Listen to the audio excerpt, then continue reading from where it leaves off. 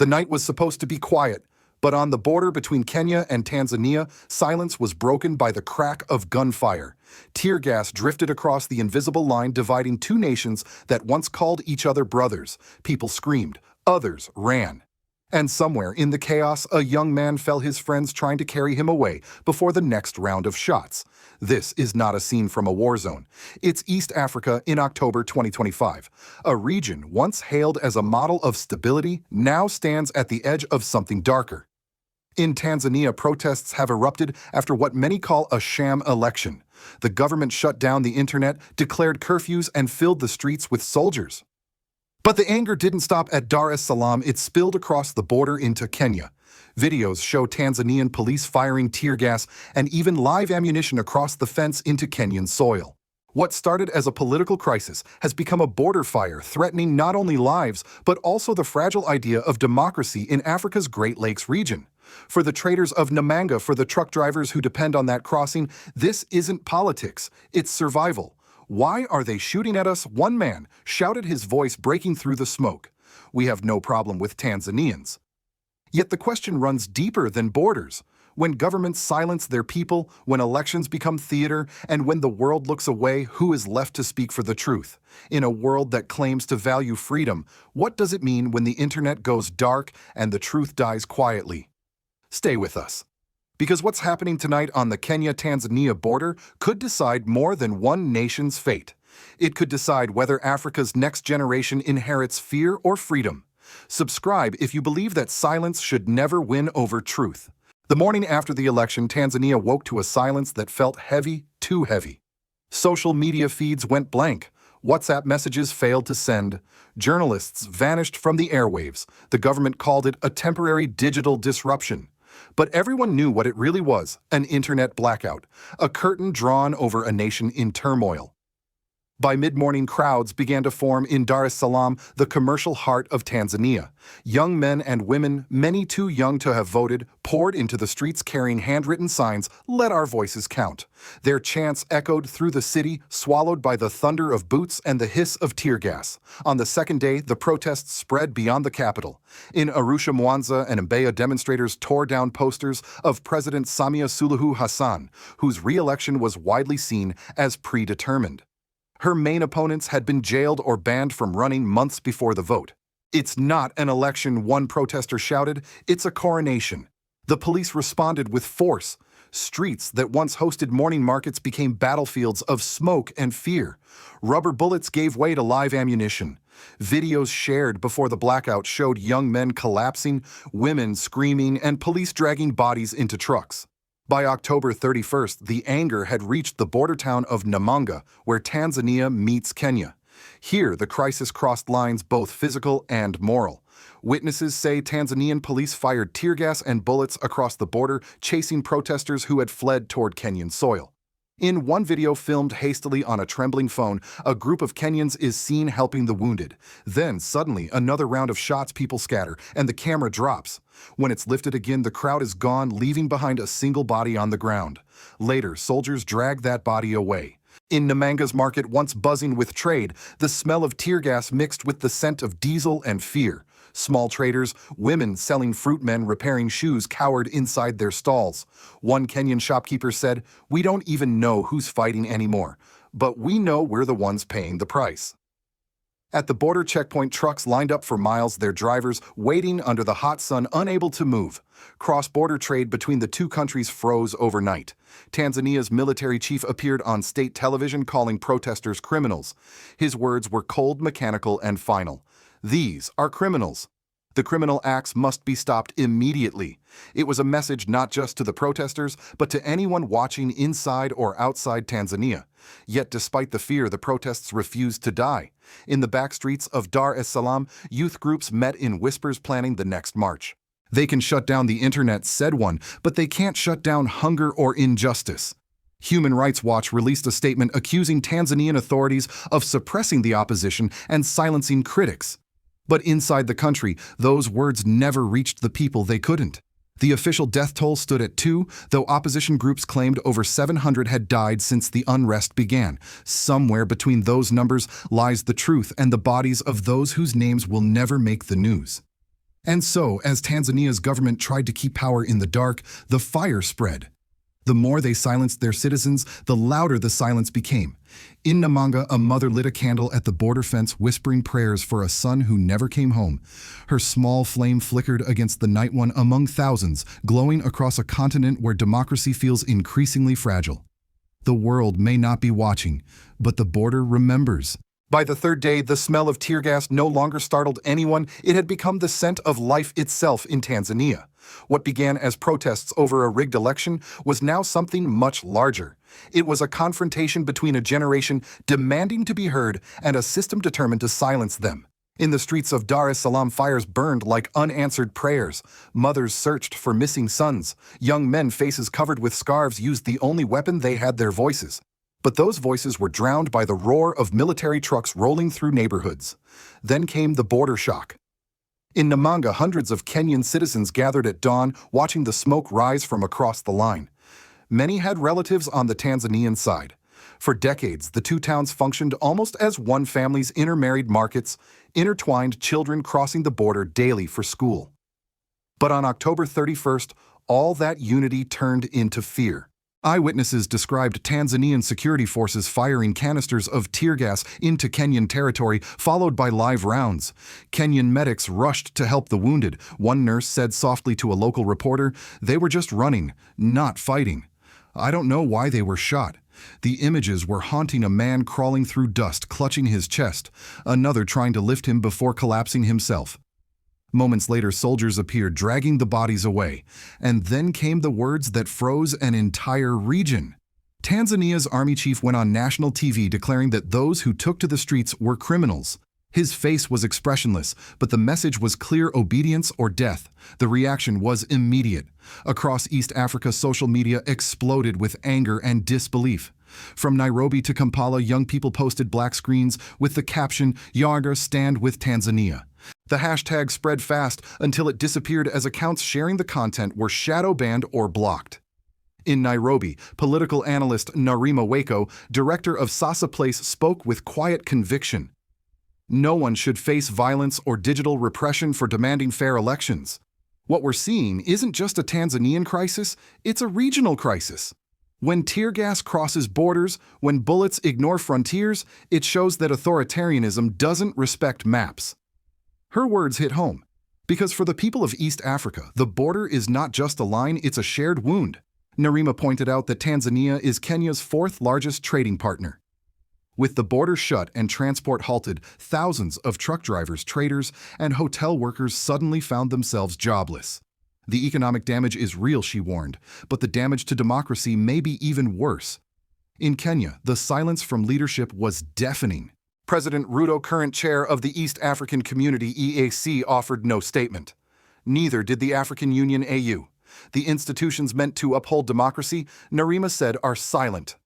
And that silence speaks louder than any gunfire. Her words carried a truth many older Africans remember all too well: silence from the top always comes before the fall of nations. Meanwhile, in Uganda, reports surfaced of opposition members being abducted. The same patterns: arrests, disappearances, censorship were spreading like wildfire across the region. By now, the protests in Tanzania had turned into a symbol of resistance, not just against one president, but against an entire model of governance that treats citizens as subjects. In every chant, every burned poster, every flicker of a candle at the border, the message was the same: we will not be silenced. As dusk fell over Namanga, the air was thick with smoke and sorrow. Kenyan soldiers stood guard on their side, eyes fixed on the horizon, while across the fence Tanzanian troops patrolled with rifles drawn. Between them, the faint sound of a woman's voice praying could be heard through the wind. The border had never looked so close and so divided. When the smoke finally cleared, what remained was not victory or peace, but silence.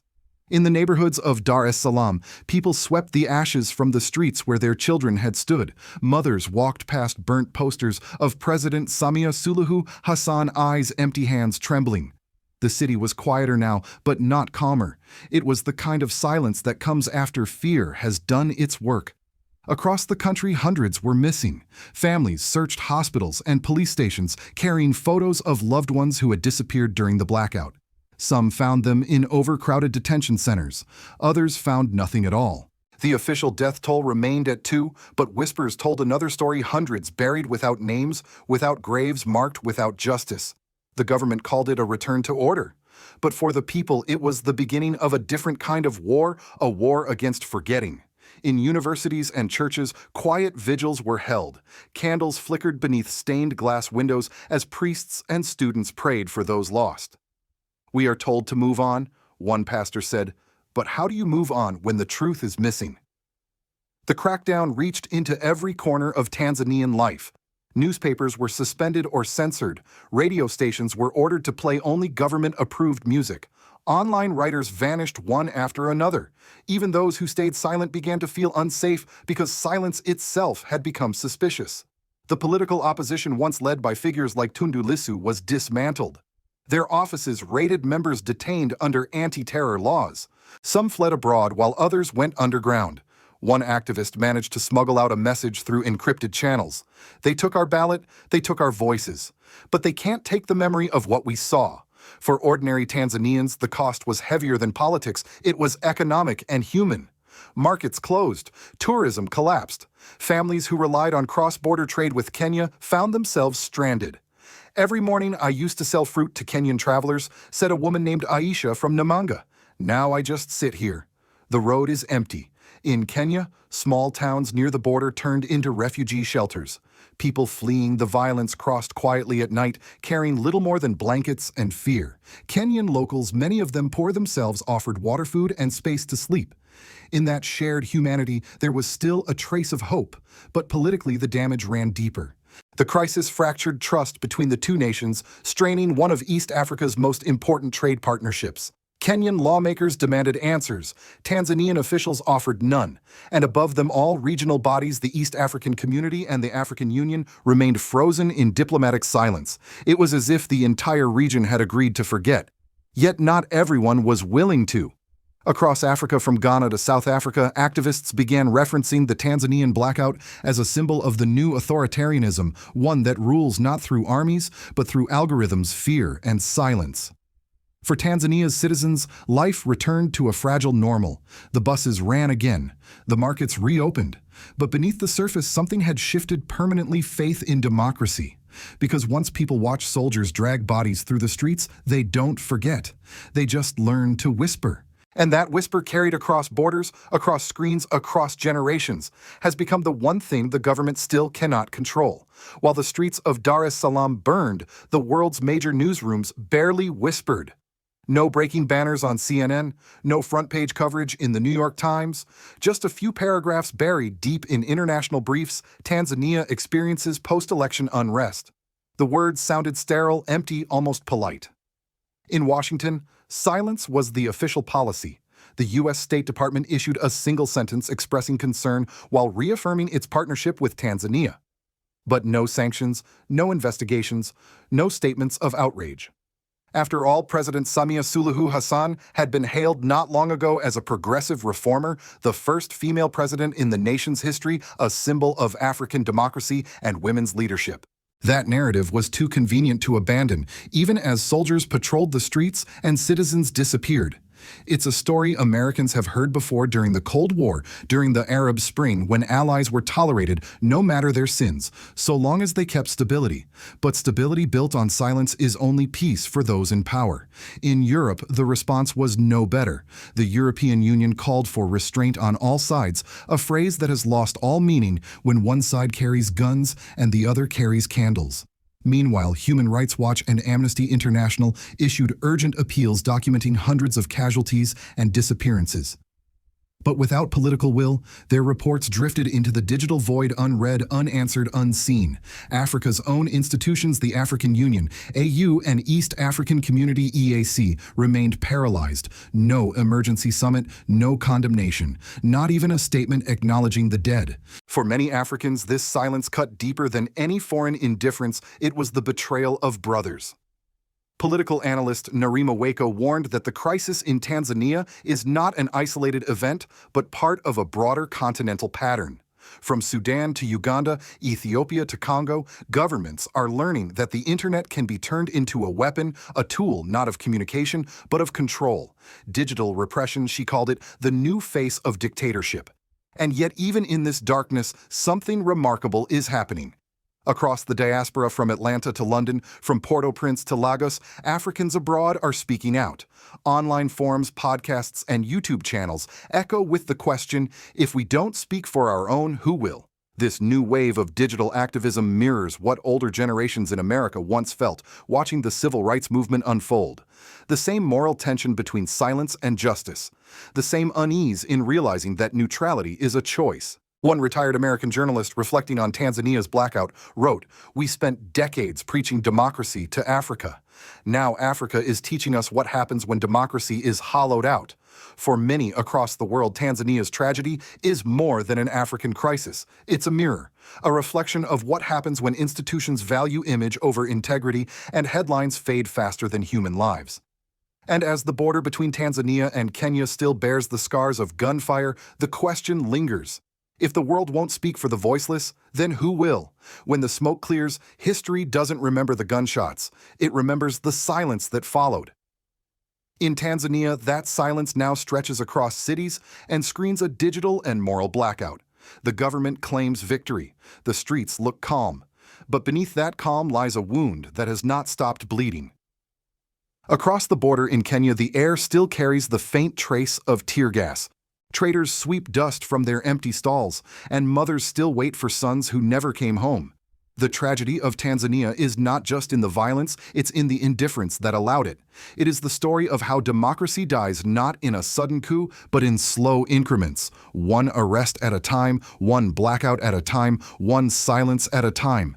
And perhaps the greater question now isn't whether Tanzania will recover, but whether Africa itself will continue to accept this pattern of betrayal, where governments silence their youth and call it order, where nations kill truth and call it stability. Yet somewhere in the darkness, resistance still flickers.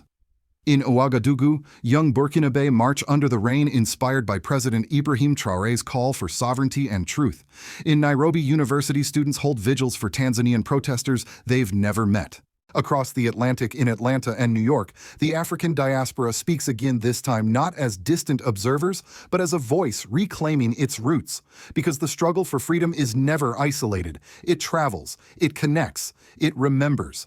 So tonight, when we look at the silent streets of Dar es Salaam, we are not just looking at Tanzania, we are looking at ourselves, at the choices we make when faced with injustice, at the kind of world we're willing to inherit or ignore.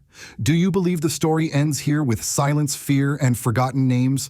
Or does it continue with citizens who refuse to be erased, leaders who choose truth over comfort, and people who still dare to hope? That question is not only for Africa, it's for all of us.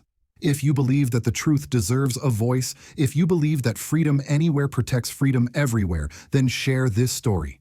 And subscribe if you stand with those who still speak, even when the world goes quiet. Because silence is the easiest victory for tyranny, and truth the hardest form of resistance.